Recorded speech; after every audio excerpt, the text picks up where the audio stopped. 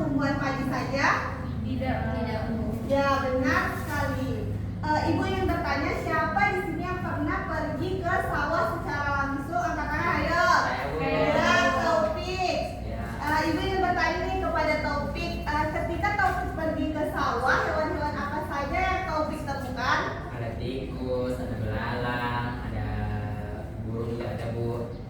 Oke, baik. Bagi atas untuk Taufik ya. Jawaban Taufik sudah bagus sekali. Berarti Taufik itu sudah mengamati ekosistem sawah di dalam kehidupan sehari-hari. Kemudian anak-anak ibu sekalian, ada yang mengatakan nih bahwa tikus di sawah itu tidak penting dan harus dimusnahkan. Bagaimana menurut pendapat kalian? Kali ini ibu ingin bertanya kepada Hamidah. Bagaimana nih pendapat Hamidah dan berikan alasannya? Menurut saya tikus itu penting, Bu, walaupun dia memang hama yang merugikan petani, tetapi tetap memiliki peran penting sebagai sumber makanan bagi predator seperti ular dan burung hantu. Ya, bagus sekali. Bagi atas untuk Hamidah. Kalau dari pendapat yang lain gimana? Ya, kalau dari Zulfa? Kalau dari saya, tikus itu tidak perlu dimusnahkan sepertinya, Bu. Karena yang perlu dilakukan adalah mengendalikan populasinya agar keseimbangan ekosistem sawahnya tetap terjaga dan kerugian petani dapat dikurangi, Bu. Wah, bagi atas untuk Zulfa ya. Sangat menarik ya, terdapat berbagai pendapat yang berbeda. Nanti kita akan cari tahu lagi apakah di ekosistem sawah ini masing-masing komponennya itu memang mempunyai peran. Kemudian anak-anak ibu coba kalian perhatikan lagi nih, di sawah itu kan terdapat burung elang, tikus, ular, kemudian ada rumput, padi, jamur, dan masih banyak komponen lainnya nih kan. Menurut kalian apakah semua komponen yang ada di sawah ini tuh saling mempengaruhi? Ya, Bu. Ya, benar sekali. Jika salah satu komponen di sawah ini hilang, maka keseimbangan sawahnya akan terganggu dan inilah yang dinamakan dengan ekosistem. Baik anak-anak ibu, karena di sawah itu kan bukan hanya tempat untuk menanam padi nih. Jadi hari ini kita akan belajar lebih dalam lagi mengenai bahwa ternyata sawah itu apakah sawah komponen ini memang mempunyai atau saling berhubungan satu sama lainnya. Oke, apakah kalian masih bersemangat untuk belajar?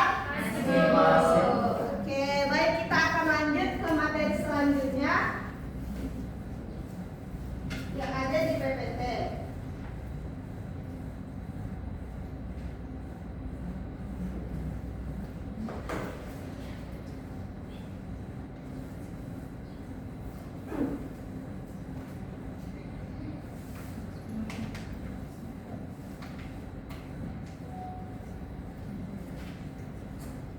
Oke, kita akan lanjut ke materi selanjutnya ada di PPT. Coba anak-anak ibu perhatikan ke depan ya. Mari mengenal ekosistem sawah.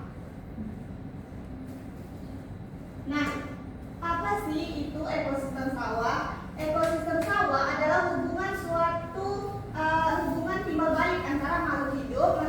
Makhluk hidup itu adalah komponen biotik dan benda tak hidup atau komponen abiotik yang terdapat di lingkungan sawah sehingga membentuk suatu kesatuan yang saling mempengaruhi. Kemudian nih ada komponen penyusun yang ada di ekosistem sawah, yang mana pertama itu ada komponen biotik. Nah, komponen biotik ini merupakan benda makhluk hidup yang ada di sawah atau benda hidup. Seperti yang pertama ada padi, rumput, tikus, ular, elang, dan jamur. Kemudian ada komponen yang kedua itu komponen abiotik, yang mana komponen abiotik ini di sini merupakan benda tak hidup. Yang pertama ada air, tanah, cahaya matahari, udara di sawah, dan suhu. Nah, ada pun hubungan antara komponen ekosistem sawah. Yang pertama itu ada interaksi biotik dan abiotik dari hubungan air dan padi. Tanaman padi ini menyerap air dan mineral dari tanah untuk tumbuh. Air hujan atau irigasi juga menjaga kelembapan lahan. Kemudian ada hubungan antara cahaya matahari dan padi. Sinar matahari ini berfungsi sebagai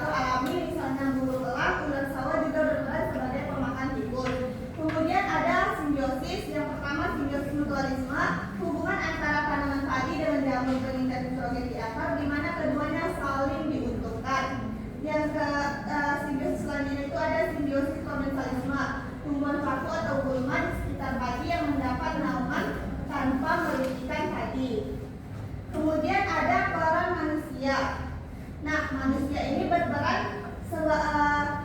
sebagai pengatur utama dalam ekosistem sawah. Manusia ini melakukan interaksi positif melalui pemupukan dan irigasi, namun juga dapat memberikan dampak negatif apabila pestisida yang digunakan itu berlebihan, dan ini dapat memutus rantai makanan alami.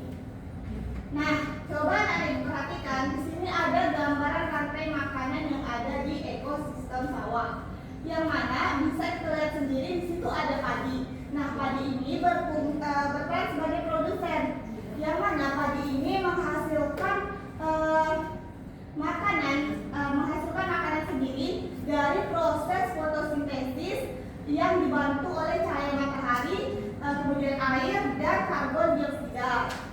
Selanjutnya, padi ini dimakan oleh tikus.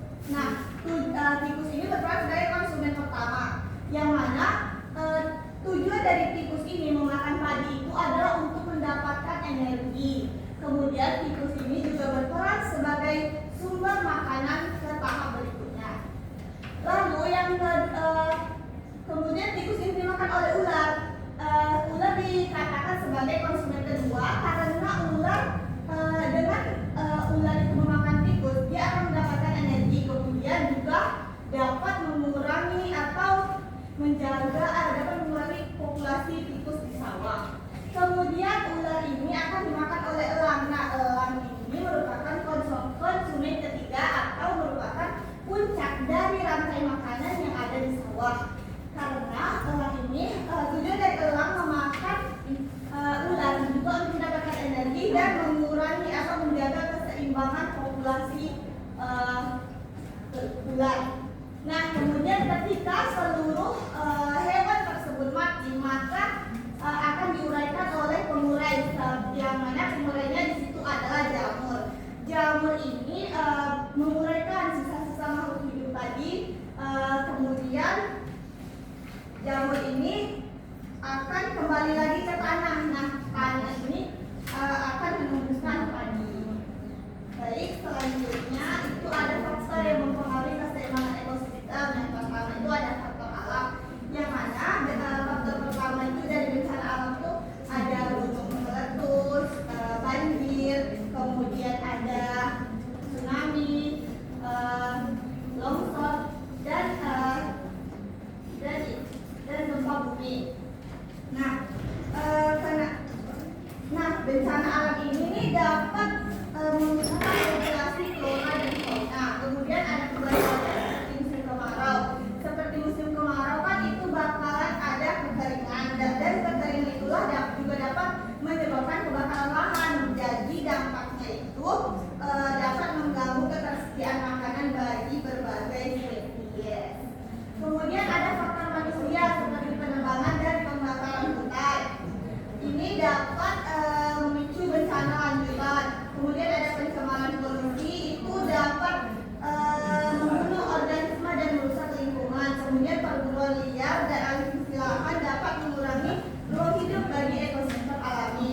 Kemudian penggunaan pestisida berlebihan akan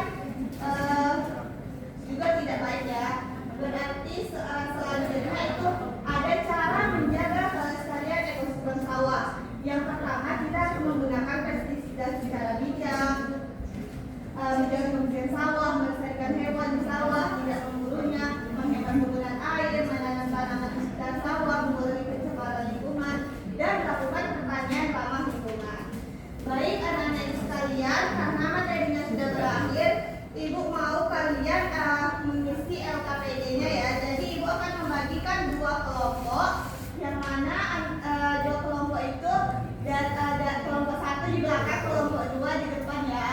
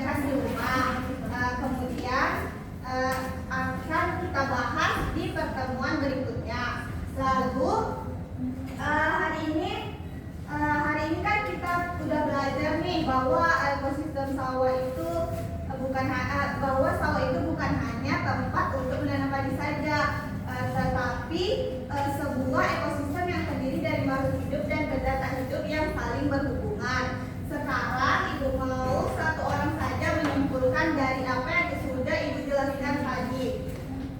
Siapa yang bersedia? Ya, Ilham, silakan maju ke depan, Ilham.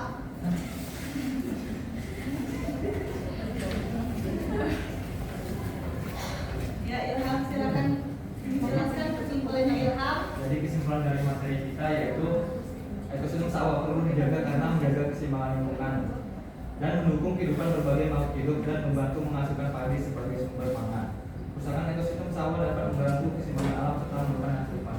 Bagus sekali. Bagi apa untuk Ilham? Jadi kita harus menjaga lingkungan sawah agar semua makhluk hidup di dalamnya itu tetap seimbang. Jadi anak-anak, sebelum kita pulang, mari kita ice breaking terlebih dahulu ya. Ice breaking-nya itu kalau Ibu bilang tepuk pulang, dapat ilmu, hati senang, mari pulang. Hore, bisa? Tepuk pulang, dapat ilmu, hati senang, mari pulang. Hore. Baik. Terima kasih anak-anak. Sampai jumpa di pertemuan berikutnya ya. Wassalamualaikum warahmatullahi wabarakatuh. Waalaikumsalam warahmatullahi wabarakatuh. Yeay. Next, Dilan. Tapi ada ketemu ya? Iya. Bagi singkat aja. Itu HDMI kelas kan, Tik? Bentar. Oh enggak. Kalau recording aja. Oh, soalnya kalau laptop tuh nggak semua HDMI ya kan? Misalnya pilih ya. Aku takut nggak bisa dapat nanti. Ya Allah. Aku juga lah nasi. Itu mau coba. Itu nggak ya?